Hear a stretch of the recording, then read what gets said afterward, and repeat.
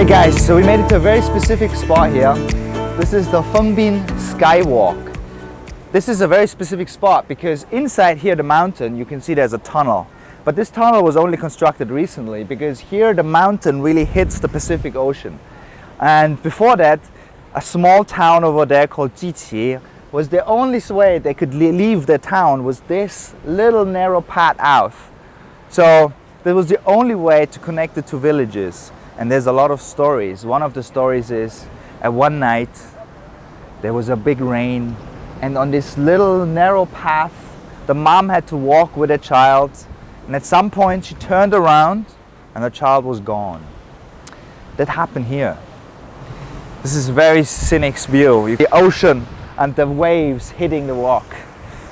So let's walk over it. I'm already excited. Alright Panda Chan, I think you need to have a little sit here and wait. I'll check out the road if it's okay, alright? Just stay here. Just stay there.